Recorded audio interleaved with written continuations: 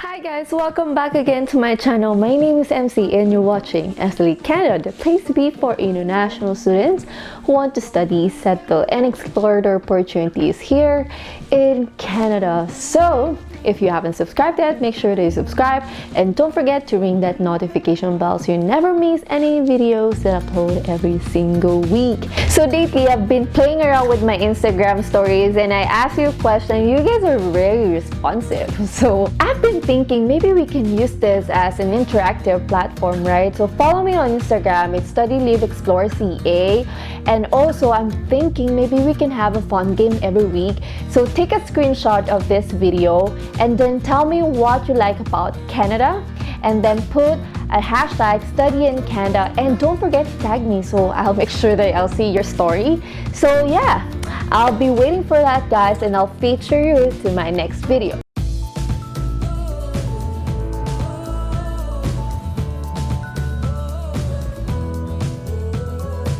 So now let's talk about the college, but before we move on, I want you to pronounce Sault College correctly. Sault is pronounced as S-O-O, not salt, not whatever. It's S-O-O. Sault College has 3 main campuses in Ontario. They have one in Toronto, they have one in Brampton, and they have one in Sault Ste. Marie. So I want to focus on Sault Ste. Marie because this is underrated, and I believe that Sault Ste. Marie has a lot to offer. Most of the programs are being offered from the main campus, which is the Sault Ste. Marie. And also they have more job opportunities and PR pathways for international students. We will be talking about that today. Programs, PR pathways, and then perks of being an international student on this college. First, let's talk about the geographical location of Sault Ste. Marie. So Sault Ste. Marie is located in northern Ontario, guys. So it will be here. So as per the weather, you're gonna get as low as -15. So make sure that you have gear with you, and they don't have winter all year round, okay? They have 4 seasons as well. So yeah.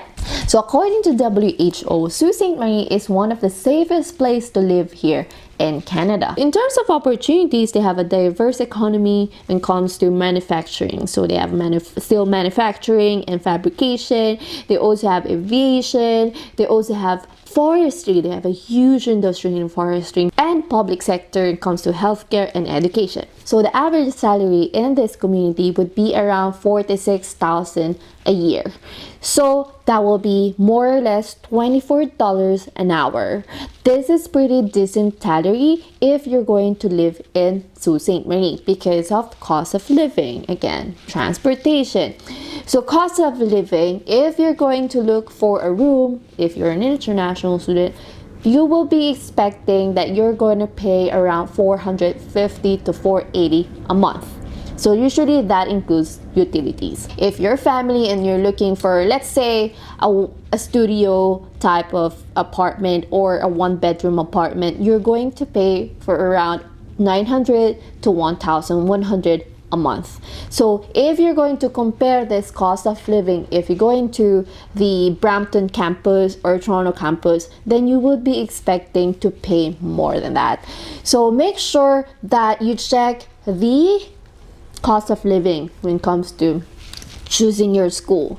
And then for transportation, I think a lot of students are always, concerned about, I don't have a car. How can I go to work? How can I go to school? We had a meeting last week with Miss Vanessa. So Miss Vanessa is the admin of Sault Filipino Club. So they're helping Filipino international students who want to settle in Sault Ste. Marie. So one of our discussions, we talk about the transportation. So when it comes to transportation, one of the students said that you don't really need to buy a car. She is actually using a bicycle during summer and until now, fall. So she was able to manage to go to work, to school by using the public transit. If she's able to do that, then I think you don't really need to buy a car if that is your concern. So what I like about Sault Ste. Marie is that they're part of the Rural Northern Immigration Pilot Program. So, MC, why are you talking about this Rural Northern Immigration Pilot Program or whatever? I have other pathways too, like ONP or the Ontario Immigrant Nominee Program, or I can immigrate through CEC or Canadian Experience Class. So I want to be honest with you guys, and I want to be transparent that in Ontario, there are a lot of people living in there. Do you know that in GTA alone, there are almost 7 million people living in GTA? I know, right? It's crazy. So imagine if you're going to look for jobs, if you're going to immigrate through Ontario, then it will be challenging and you'll be competing with a lot of applicants here. So you want to make sure that you have other options to immigrate, right? So that's why I'm going to explain the RNIP, or the Rural Northern Immigration Pilot Program. I'm going to explain it real quick. So RNIP, this is not for everyone, because RNIP, they have selective community only. Okay, you have to be part of that community. You need to have the plan to live in that community.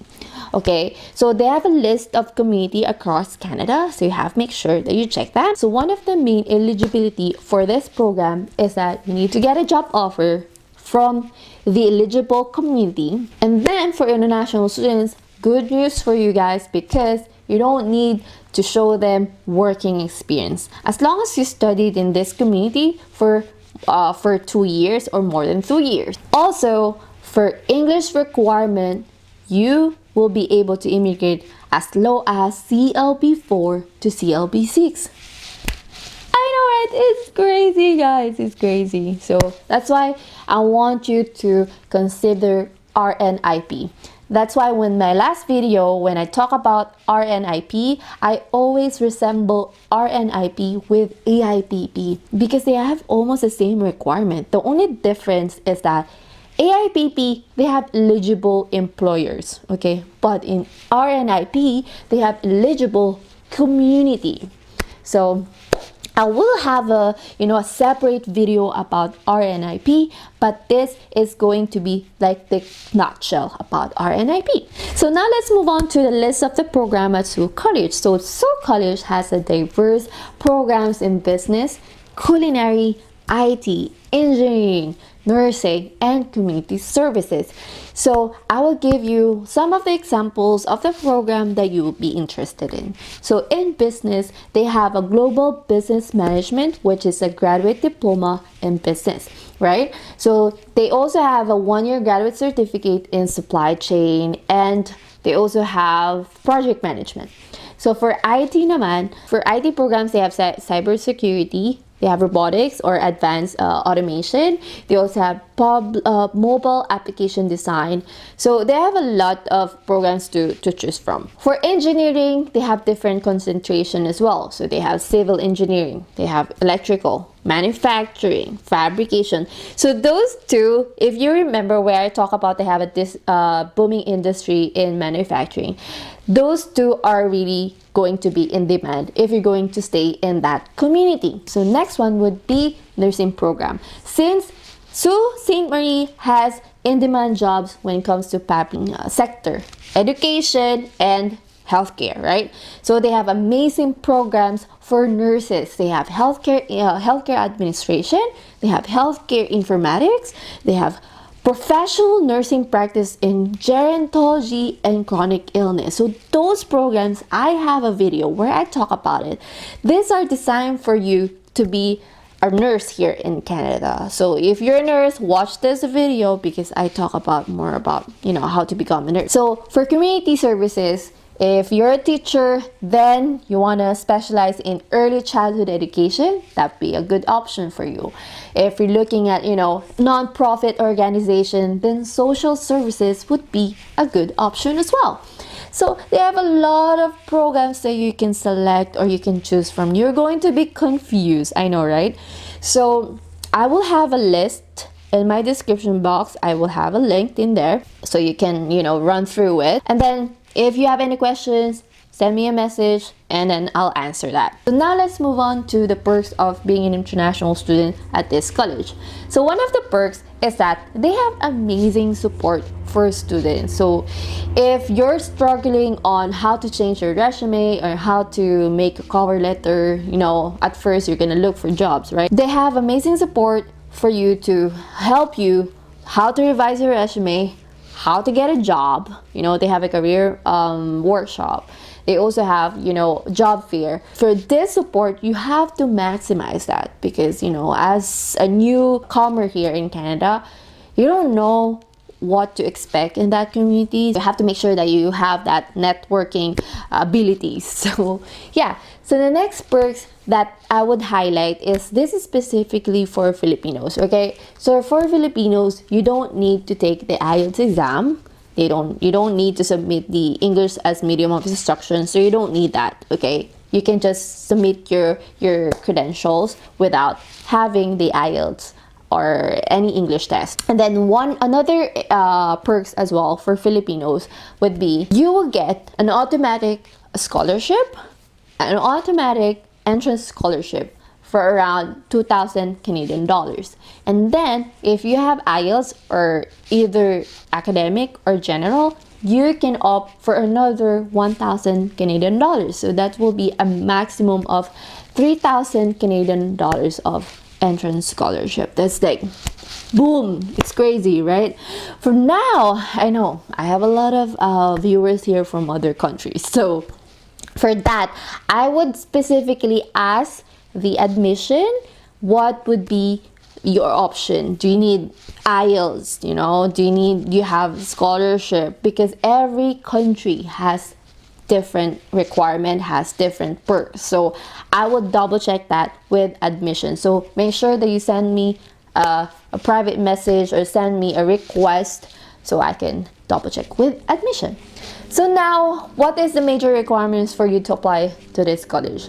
First major requirement is that if you don't have master's or bachelor's, make sure that you have your high school transcript ready, and then you need the bachelor's transcript, and then you need to have your college diploma, and then you have to submit your passport, resume if you have education gap. So those are the major requirements. So sometimes it really depends on the applicant. If you're a nurse, then I would ask for a PRC or professional license, right?